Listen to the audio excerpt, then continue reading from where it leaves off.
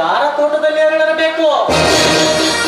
ಚಿತ್ತಾರದ ಕೆಟ್ಟ ಈ ಮಾಟಗಾರತಿ ಹೂವಿನೊಂದಿಗೆ ಹೂವಾಗಿ ಬೆರೆತು ಹೋಗುವಲ್ಲ. ಇವತ್ತು ನಾ ಬಯಸಿದ ವಾದಿರಾಜನ ಮಗ ಪಲ್ಲವಿ. ಪಲ್ಲವಿ ಯಾರವರು? ನಾನೇ, ನಿನ್ನ ತಂದೆ ವಾದಿರಾಜನ ಸ್ನೇಹಿತ ನ್ಯಾಯವಾದಿ ತ್ಯಾಗರಾಜ್. ಹೌದು, ಅರ್ಥವಾಯಿತು. ಇಂಥ ನ್ಯಾಯಾಧಿಯಾದ ನೀವು ಧರ್ಮದ ಉಡುಪನ್ನ ಧರಿಸೋದು ಬಿಟ್ಟು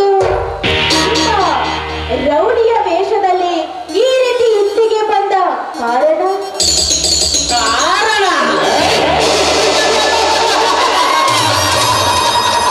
ವರ್ಷ ಪೂರ್ಣ 18 ತುಂಬಿರುವ ನಿನಗೆ ನಂಟಸ್ತಿಗೆ ಹಾದಿ ತೋರಿಸಿ ನಿನಗೆ ಮುತ್ತೈದ ಭಾಗ್ಯ ಕಲ್ಪಿಸಬೇಕೆಂದು ಬಂದಿರುವೆ. ಆ ವಿಚಾರಕ್ಕೆ ನನ್ನ ತಂದೆ ಇದ್ದಾರೆ, ನೀನಲ್ಲ. ನೋಡು, ಸುಮ್ಮನೆ ಬಂಡದಾರಿಗೆ ಸುಂಕವಿಲ್ಲವೆಂದು ಹೊರಟು ಹೋಗುವುದಿಲ್ಲ. ಹೊರಟು ಹೋಗಲು ಬಂದಿಲ್ಲಪ್ಪಲ್ಲವೇ? ಹೊರಟು ಹೋಗಲು ಬಂದಿಲ್ಲ. ಕಾರುಣ್ಯ ಮನದಲ್ಲಿ ತುಂಬಿ ತೂಕುತ್ತಿರುವ ಈ ನಿನ್ನ ಅಂಗ ಸೌಂದರ್ಯದ ಚೌಕಟ್ಟಿಗೆ ನಾನೇ ನಿನ್ನ ಪಟ್ಟದ ರಾಜನಾಗಬೇಕೆಂದು ಹಂಬಲಿಸಿ ಬಂದಿರುವೆ.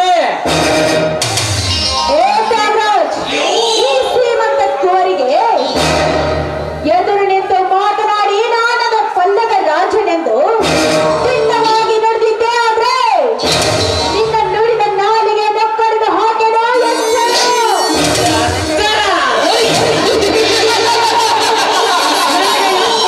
ಹುಚ್ಚು ಎಣ್ಣೆ ರೆಕ್ಕೆ ಬೆಳೆಯದ ಹಕ್ಕಿ ನೀನಾಗೆ ನನ್ನ ಮಾತಿಗೆ ನೀ ಮಿಕ್ಕಿ ನಡೆದರೆ ನಿನ್ನ ಸೀಲ ಕುಕ್ಕಿ ತಿನ್ನುವುದೇ ನನ್ನ ಬಲವಾದ ಛಲ. ಆ ನಿನ್ನ ಛಲಕ್ಕೆ ನನ್ನ ಬಲ ಹೇಗೆ ಉಪಯೋಗಿಸ್ಬೇಕಂತ ನನಗೆ ಚೆನ್ನಾಗಿ ಗೊತ್ತಿದೆ. ಎಲೆ ಕತ್ತುಗಾರತೆ, ಎಲ್ಲ ಹುಡುಗರ ಮೇಲೆ ಎಲ್ಲ ಬಲೆ ನಂದು. ನಿನ್ನ ಕಲೆ ಬೀಸಿದರೆ ನಿನ್ನ ಸೌಂದರ್ಯ ಎಂಬ ಸೆರೆ ನನ್ನ ಪ್ರೇಮ ಎಂಬ ಬಲೆಯಲ್ಲಿ ಪಟ್ಟಿ ನಿಲ್ಲುವುದು ಜೋಕೆ. ಆಗ ನಿಮ್ಮಪ್ಪ ಕತ್ತಿ ಕಟಾರೆ ಹಿಡಿದು ತನ್ನ ಅರಮನೆ ತುಂಬೆಲ್ಲ ಚಡಪಡಿಸಿದರೂ ಕೂಡ ಕುಟಿಲವಾಗಿ ಹೋದ ನಿನ್ನ ಶೀಲ ಮತ್ತೆ ಜೀವ ತುಂಬಿ ಬರಲಾರ್ದು ಖ್ಯಾತಿಸಿತು. ನ್ಯಾಯ ಅನ್ಯಾಯವನ್ನು ವಿಚಾರಿಸುವ ವಕೀಲರು ನೀವೇ ಈ ರೀತಿ ಹಲಕ ಕೆಲಸ ಮಾಡುತ್ತಿರುವಾಗ ನಿಮಗೆ ಅಜ್ಞಾನವೆಂಬ ಅರಿವು ಮೂಡಿಸಿ ಒಟ್ಟು ಬುದ್ಧಿ ಕಲಿಸಿ ನಿನ್ನ ಬುದ್ಧಿಗೆ ಬರೆಯುವುದೇ ಜೋಕೆ. ನನಗೆ ಬರೆಯುವ ಹರಿಯದ ಬಾಳೆ ಮತ್ತೆ ಕಣ್ಣರಲ್ಲಿ ತಿಳಿಸಿ ಹೇಳಿದರೆ ನಿನ್ನ ಎಂದಿತ್ತಿತ್ತು ನನ್ನ ಮಾತಿನ ಸರಮಾಲೆ. ನೀನೀಗ ನನ್ನ ಪ್ರೇಯಸಿಯಾಗಿ ಬಂದರೆ ಇಂದ್ರನ ಸಭಾಂಗಣದ ರಾಣಿ ಆಗುವೆ ನನ್ನಡ ಊರೇ. ಹುಚ್ಚ, ಈ ನಿನ್ನ ಚುಚ್ಚು ಮಾತಿಗೆ ಹೆದರುಗಳಲ್ಲ ಈ ಪಲ್ಲವಿ. ನೋಡು, ಈ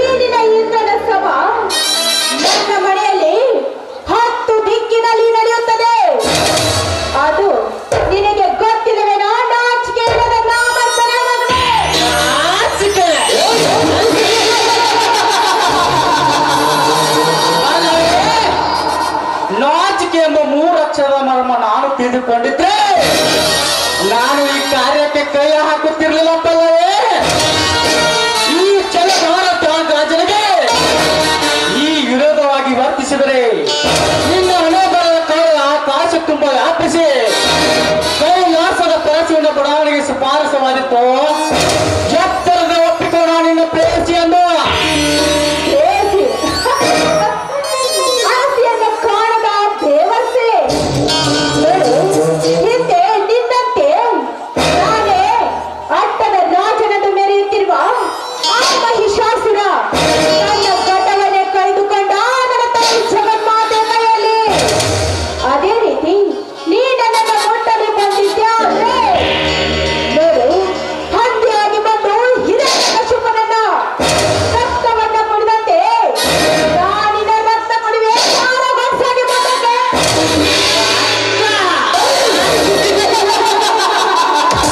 ನನ್ನ ರಕ್ತ ಕುಡಿಯೋ ರಾಕ್ಷಸೆ, ಮೋಸದಿಂದ ಹಂದಿಯಾಗಿ ಬಂದ ನನ್ನ ಕಶ್ಯಪನ ಕೊಂದ ನಿನ್ನ ಕೃಷ್ಣ ಅವನ ಯಾವ ಗಂಡಸ? ಹಿಂದಿನ ಮಾಯಾಯುಧದ ಛಾಯೆ ನನಗೆ ಬೀಸಿ ನೀ ದೂರ ಸರಿದರೆ ಆ ರತಿ ಅಂತ ನಿನ್ನ ರೂಪ ನನ್ನ ಕೋಪಾಗ್ನಿಯ ಕೆಂಡದಲ್ಲಿ ಸುಟ್ಟು ಹೋಗೋದು ಖಂಡಿತ. ಮುಚ್ಚೋ ಬಾಯ್ನ. ಇದೇ ರೀತಿ ನೀ ಇನ್ನೊಂದು ಮಾತನಾಡಿದ್ದೆ ಆದ್ರೆ ಎತ್ತು ಬಂದು ಎದೆಗದಿಯುತ್ತಾರೆ ಈ ಸಮಾಜದ ವೀರಗರ್ತಿಯರೇ. ಸಮಾಜ ರಾಮನ ಮಹಾಭಾರತದಲ್ಲಿ ದ್ರೌಪದಿ ಸೀತೆಯನ್ನು ಕೆಣಕಿದಾಗ ಏಕೆ ಮೂಕಾಗಿ ಕುಳಿತಿತ್ತು ಈ ನಿನ್ನ ಸಮಾಜ? ಈಗ ಕಲಿಯುಗದ ದೇವರ ಕಂಡನೆಂದು ನಂಬೆ ಪಾದ ಪೂಜೆ ಮಾಡಿ ಶಂಭುಲಿಂಗನ ದರ್ಶನಕ್ಕೆ ಹೋಗಿ ಹರಿಷ ತುಂಬಿದ ಹರಿಯದ ಹುಡುಗನೊಂದಿಗೆ ಹಾರಾಡಿ ಬಂದ ನಿನ್ನಂತ ಹೆಣ್ಣುಗಳಷ್ಟಿಲ್ಲ ಈ ನಿನ್ನ ಹಾವ ಸಮಾಜದಲ್ಲಿ. ಸೂರ ಸುಬೇಗರನನ್ನು ಕಂಡನೆಂದು ಆರತಿ ಎತ್ತೆ ರಾತ್ರಿ ತ್ರಿಮೂರ್ತಿಗಳ ಅಂಗ ಸುಖ ಬಯಸಿದ ಮಂಗ ಜಾತಿ ಹೆಣ್ಣುಗಳಷ್ಟಿಲ್ಲ ಈ ನಿನ್ನ ಸಮಾಜದಲ್ಲಿ. ಅಂದಾಗ ನಿನಗೆ ಏಕೆ ಭಯ? ಕಾನೂನು ಹಾಗೆ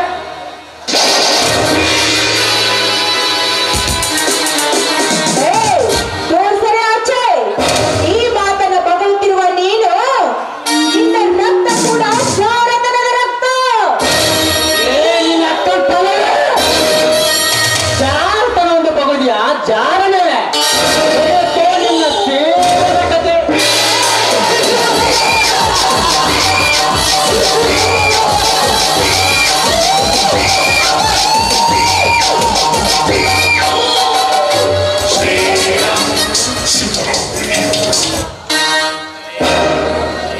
ಯತ್ರ ನಾರಸ್ತು ಪೂಜ್ಯಂತೆ ರಮಂತೆ ತತ್ರ ದೇವತಃ ಯತ್ರೈತಾಸ್ತು ನ ಪೂಜ್ಯಂತೆ ಸರ್ವಸ್ತತ್ರ ಫಲಃ.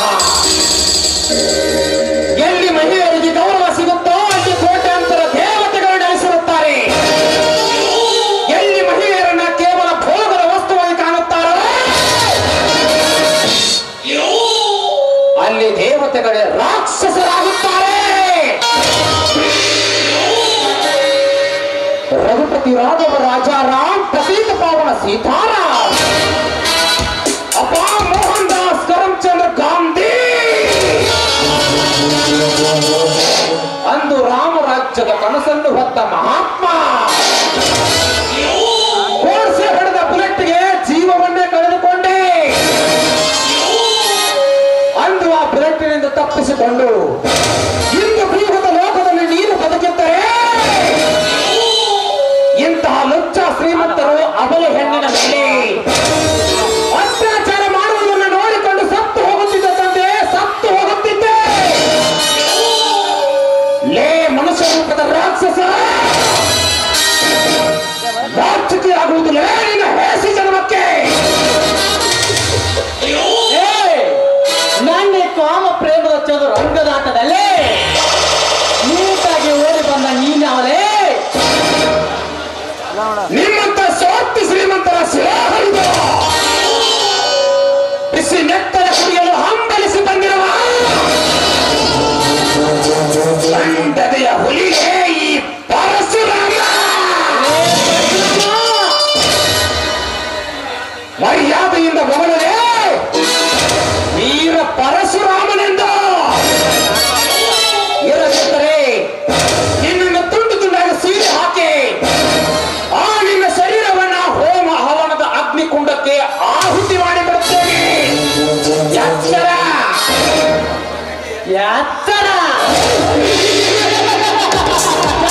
ಎತ್ತರ ಎಂದು ಬಡಬಡಿಸುವ ಹೊತ್ತ ಈ ಗಾರುಡಿನಾಥ ಯಾರೆಂಬುದು ಅರಿಯಲಾರದೆ ಈ ಸೂಳೆಯನ್ನು ಬಿಡಿಸಲು ಬಂದರೆ ನೊಂದ ನಿನ್ನ ಬಾಳಿಗೆ ರಾಗ ಹಾಡಿಸಿ ನಿನ್ನೆಲೆಗೆ ಗುಂಡಿನ ಸುರಮಳೆಯನ್ನು ಕೈಲು ಕೋಟಿನ ಕಟ್ಟೆ ಹತ್ತಿಸಬೇಕಾಗುತ್ತದೆ. ಎಚ್ಚರ ಲೇ ತ್ಯಾಗರಾಜ, ನೀ ಹಾರಿಸುವ ಗುಂಡಿಗೆ ಹೆದರಿ ಇಂತಹ ಗಂಟೆಗೆ ಗರತಿಯನ್ನು ನಿನ್ನ ಗಪ್ಪಿಸಿ ಹೋಗಲಿಕ್ಕೆ ಈ ಪರಶುರಾಮಣಿಯನ್ನು ಸಣ್ಣ ಅಲ್ಲಲೇ ಸಣ್ಣ ಅಲ್ಲ. ಹೆಣ್ಣು ಈ ಜಗದ ಕಣ್ಣು, ಹೆಣ್ಣಿನಿಂದಲೇ ಜನನ, ಹೆಣ್ಣಿನಿಂದಲೇ ಮರಣ. ಹೆಣ್ಣನ್ನು ಅನೇಕ ರೀತಿಯಲ್ಲಿ ಪೂಜೆ ಮಾಡ್ತಾರೆ. ಕಾರೇಶು ದಾಸಿ, ಶಯನೇಶು ರಂಭ, ರೂಪೇಶು ಲಕ್ಷ್ಮಿ, ಪೂಜೇಶು ಮಾತಾ, ಕ್ಷಮಯ ತರಿತ್ರಿ. ಸುಮತಿ ಸುಮತಿ ಶ್ರೀಮತಿ 6 ಗುಣಗಳೇ ನಿನಗಾರುತೆ. ಪವಿತ್ರವಾದ 6 ಗುಣಗಳನ್ನು ಹೊತ್ತುಕೊಂಡು ಹುಟ್ಟಿದ ಮನೆಗೆ ಜಯ, ಮೆಟ್ಟಿದ ಮನೆಗೆ ಕೀರ್ತಿ ತರುವ ಹೆಣ್ಣಿಗೆ ಸುಮತಿ ಶ್ರೀಮತಿ ಗರತಿ ಅಂತಾರೆ. ಯಾರು ಬಡವರ ಮನೆ ಮುರುಗ ಮನೆ ಮೂಲಕ ನೀನೊಬ್ಬ ನ್ಯಾಯಾಧೀಶರ ಎದುರಿಗೆ ನಿಂತು ನ್ಯಾಯ ಹೇಳುವ ವಕೀಲನಾಗಿ ಈ ರೀತಿ ಕೆಲಸ ಮಾಡುವ ನಿನಗೆಲ್ಲಿದೆ ನ್ಯಾಯದ ಬೆಲೆ? ಹಿಂದೆ ನಿನ್ನಂತೆ ಹೋರಾಡಿ ಸ್ವತಂತ್ರವನ್ನು ತಂದು ಕೊಟ್ಟರು ನಮ್ಮೆಲ್ಲರ ತಂದೆ ಮಹಾತ್ಮ ಗಾಂಧೀಜಿಯವರು. ಅಂದು ಅವರು ನ್ಯಾಯದಿಂದ ಹೋರಾಡಿ ಸ್ವಾತಂತ್ರ್ಯ ತಂದು ಕೊಡದೆ ಇದ್ದಿದ್ದರೆ ನೀನಿನ್ನು ಬ್ರಿಟಿಷರ ನಿನ್ನ ತಂದೆಯಪ್ಪ ಶ್ರೀಮಂತ, ನಾವು ಬಡವರು. ಮೇಲಾಗಿ ನಿನ್ನ ತಂದೆ ನನ್ನ ಹುಟ್ಟ ಕುಲವೈರಿ. ಅದಕ್ಕಾಗಿ ಆ ಮಾತನ್ನು ಮರೆತು ಬಿಡು ಪಲ್ಲವಿ, ಮರೆತು ಬಿಡು. ಆ ಮಾತನ್ನಾಡಬೇಡಿ ಅನ್ನೋದು. ನೋಡಿ, ನೀವು ಶ್ರೀಮಂತರು ಇದ್ದೇ ಇರ್ಬೋದು, ಆದ್ರೆ ನಿಮ್ಮ ಹೃದಯ ಶ್ರೀಮಂತಿಕೆ ಆಗಿದೆ. ಅದಕ್ಕೋಸ್ಕರ ನೀವಿದ್ರೆ ನನ್ನ ಬಾಳು, ಇದ್ದೇ ಇದ್ರೆ ನನ್ನ ಬಾಳೆ ಅಲ್ಲ. ನೋಡಿ, ಒಂದು ಸಾರಿ ನನ್ನ ಬಿಗಿದಪ್ಪಿ. ಪಲ್ಲವಿ, ಆಯ್ತು ಪಲ್ಲವಿ. ಈ ನಂದನವನದ ಹೂದೋಟದಲ್ಲಿ ಹಕ್ಕಿ ಪಕ್ಷಿಗಳ ಸಮ್ಮುಖದಲ್ಲಿ ಈ ಮನ್ಮಥನ ಮನಪನೆಯುವಂತೆ ಒಂದು ಇಂಪಾದ ಗೀತೆಯನ್ನಾದರೂ ಹಾಡಿ ಸಿಹಿಮುತ್ತಿನ ಕಾಣಿಕೆಯನ್ನು ನೀಡಿ ನನ್ನ ಒಲವಿನ ರಾಣಿ. ಆಯ್ತು, ನಿನ್ನ ಇಷ್ಟದಂತೆ ಹಾಡ್ತೀನಿ.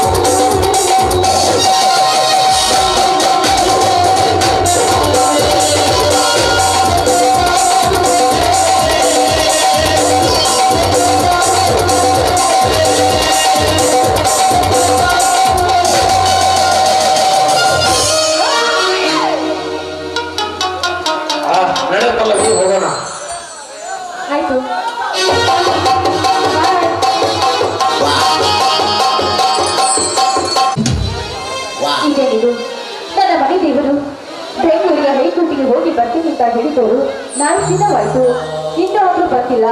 ನನ್ನ ವೈದ್ಯನ ಶ್ರೀರಾಮನನ್ನು ನೋಡಿಕೊಂಡು ಬರ್ತೀನಿ, ಈ ಮನೆಗೆ ಕರ್ಕೊಂಡು ಬರ್ತೀನಿ ಅಂತ ಹೋಗಿದ್ದನು. ಆದರೆ ಇನ್ನೂ ಬರಲೇ ಇಲ್ವಾ? ನಾನು ಹೊಲಕ್ಕೆ ಹೋಗಿ 4 ದಿವಸ ಆಯ್ತು. ಆ ಹೊಲದಲ್ಲಿ ಬೆಳೆ ಹೇಗಿದೆಯೋ ಏನೋ.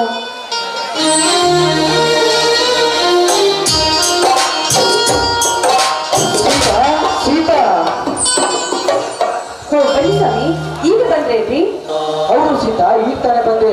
ಎಲ್ಲಿ ಮನೆಯಲ್ಲಿ ತಮ್ಮ ಕಾಣ್ತಾ ಇಲ್ವಲ್ಲ? ರೀ, ಅವನು ಶಿವರಾಜನನ್ನ ಕರ್ಕೊಂಡು ಬರ್ತೀನಿ ಅಂತ ಹೋದವನ ಪರಸು ಇನ್ನೂ ಬಂದಿಲ್ಲ ರೀ. ನೀವು ಕೋರ್ಟ್ಗೆ ಹೋಗಿ